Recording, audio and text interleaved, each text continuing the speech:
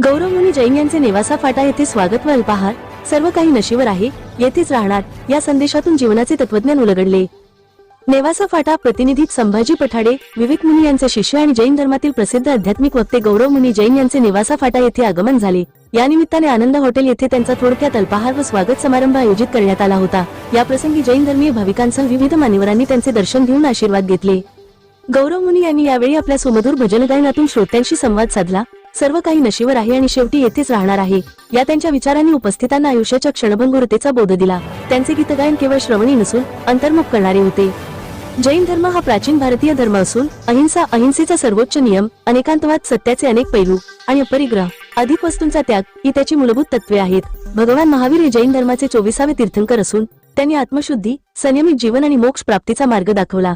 जैन मुनी हे जगाचा त्याग करून कठोर साधनेद्वारे आत्मकल्याण साधतात। गौरव मुनी जैन हे या परंपरेतून येणारे एक प्रभावी आणि आध्यात्मिक व्यक्तिमत्व असून त्यांनी अनेक ठिकाणी प्रवचनांद्वारे समाजात शांतीचा संदेश दिला आहे। या कार्यक्रमाचे आयोजन आनंद शिंगे यांच्या पुढाकाराने करण्यात आले होते। उपस्थित भाविकांनी गौरव मुनी यांचा साधेपणा, त्यांचे गायन आणि आध्यात्मिकतेने परिपूर्ण विचार अनुभवले।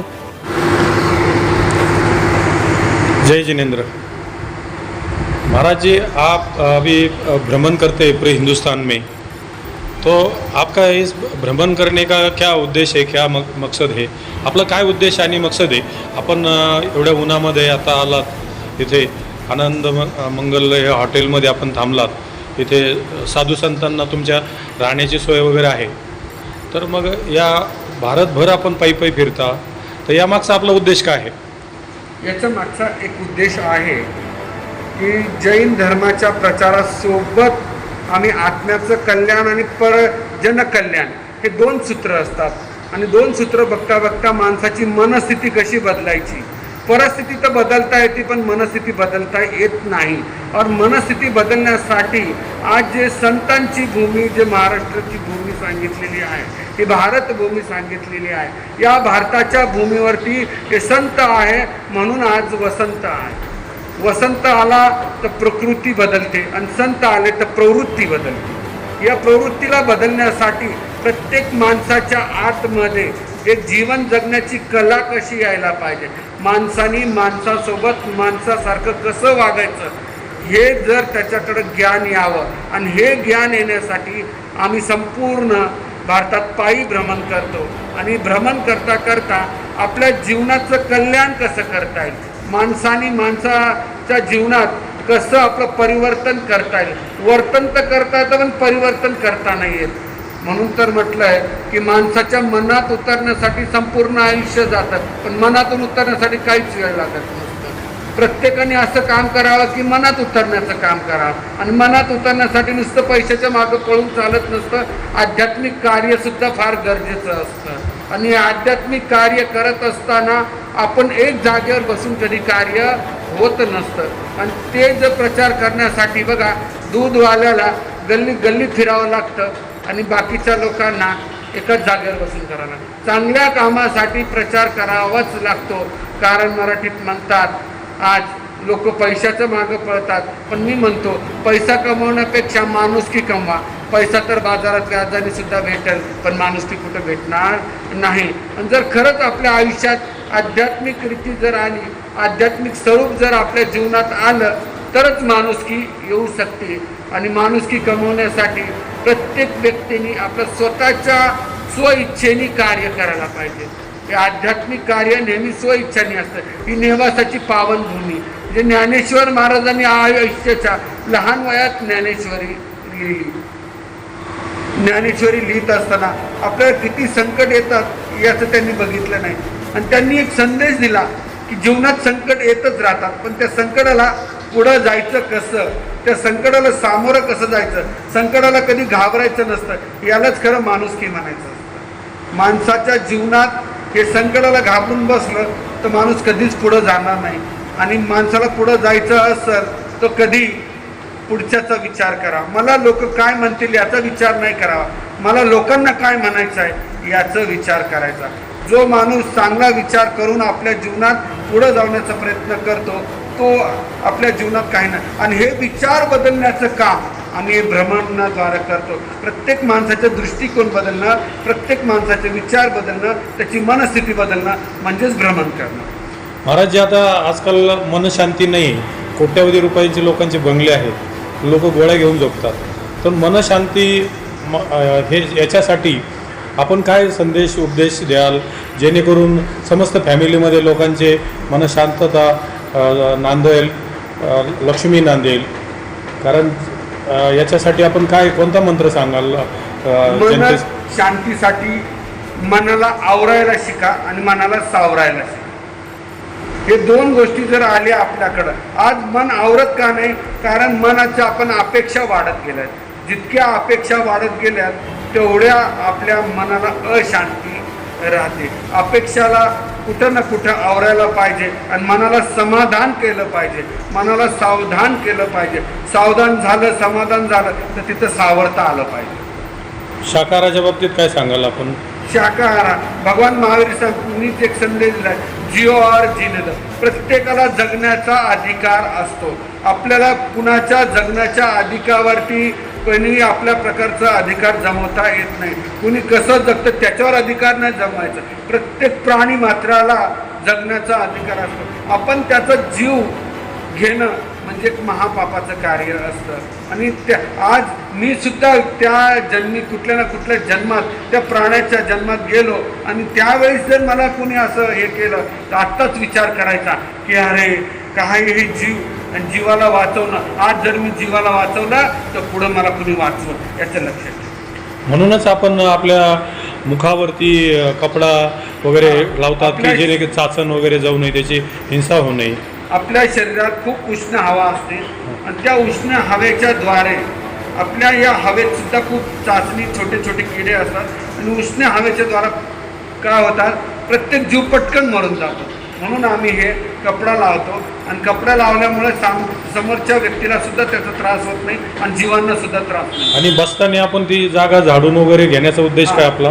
झाडून वगैरे बसतो याला काय म्हणतात आपल्या याला रजोरण ओगा म्हणतात. कारण छोटे छोटे जीव जर असतात, आमच्यात अहिंसा परमो धर्म हे भगवानने सांगितलं आहे. हिंसाला धर्म, हिंसामध्ये धर्म नसतं, अहिंसामध्ये धर्म असतं.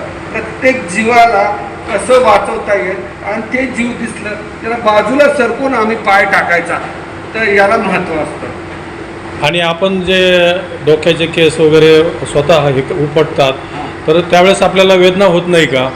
आपण किती महिन्यांनी ते केस उपटतात आणि आम्ही वर्षातून 2दा डोक्याची केस. त्यावेळेस आपलं रक्तस्राव वगैरे रक्तस्राव होतो असं नाही.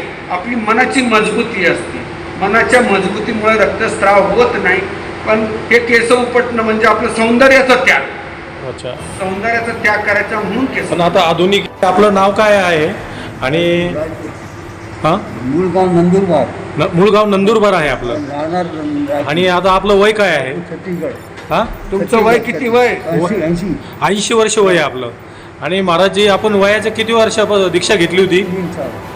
वयाच्या 3ऱ्या वर्षी दीक्षा घेतली. वयाच्या 78वर दीक्षा घेतली. वयाच्या 78 वर्षी दीक्षा घेतली आपण. 3 वर्ष तर आपलं लग्न वगैरे झालं होतं? लग्न वगैरे हां. तर मग असं काय झालं की अच्छा, मग असं काय झालं की आपण घर सोडून याच्यात पडलात? आपण घर सोडून संन्यास दीक्षा घेतली, असं काय कारण झालं? महाराजांची कृपा. महाराजांची कृपा. अच्छा, आपल्या गुरूंचं नाव काय? आपल्या गुरूंचं नाव काय? रतन मुनीजी महाराज. कुठे असतात ते? शिव झाले.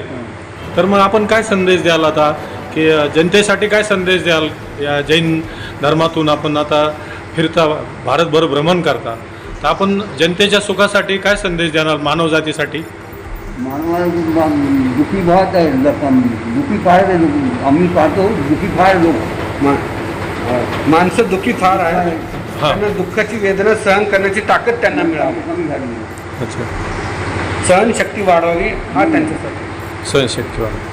बरं, आता आपण दीक्षा घेतली इतक्या वृद्ध अवस्थेमध्ये, तर आपल्याला आता फिरणं वगैरे कसं वाटतं? आता घरी असते तर आपली सेवा झाली असती, पण मग आता इकडे आले तर आपल्याला कष्ट वगैरे भोगावं लागत, त्रास होतच असेल ना? नाही होत. नाही होत. वा, म्हणजे इकडे आल्यानंतर आपल्याला परत ऊर्जा निर्माण झाली. दीक्षा घेतल्यानंतर मग काही त्रास नको. खूप सुंदर, खूप सुंदर. सहन करण्याची शक्ती पाहिजे. अच्छा अच्छा. सहन करण्यासाठी. पण मग कधी कधी असं वाटतं आपल्याला की उशिरा दीक्षा घेतली, आपण तरुणपणातच दीक्षा घ्यायला पाहिजे होती, असं कधी असं वाटलं का? माझ्या डोक्यातही नको नव्हतं की मी दीक्षा घेणार नाही. महाराज किती काय अर्ध्या घंटाभर तयार केले आणि अच्छा अच्छा. तर एकंदरीत मग जे आईवडील आहेत तर त्यांनी धर्मासाठी एखादा मुलगा तरी या जैन धर्मासाठी द्यायला पाहिजे असं आपण कधी आग्रह करता का आपल्या समाजासाठी? करतात ना. करतात ना. धन्यवाद महाराजजी, आपण आमच्याशी बोलल्याबद्दल आपले खूप खूप आभार. आला तू काय नेशील, काय घेऊन आला तू काय नेशील, सर्व सोडून एकेच जाशील, सर्व सोडून एकेच जाशील, काय कमविले, काय गमविले, काय कमविले, काय गमविले, विचार केला का तू रे सगळा, विचार केला का रे तू रे सगळा, काय घेऊन जाशील रेल्या, काय घेऊन जाशील रेल्या, धर्म जान तू कर, थोडं पुण्य काम कर, धर्म जान तू कर, थोडं पुण्य कर, पुण्याची पुंजी तू रे संगे नेतील, पुण्याची पुंजी तू रे संगे नेतील, थोडा दान कर, थोडा धर्म कर, थोडे दान कर, थोडा धर्म, काय कमविले, काय गमविले, काय कमविले, काय गमविले, विचार केला का तू रे जीवनाचा, सर्व सोडून येतीच जाशील तू, सर्व सोडून येतेच जाशील तू.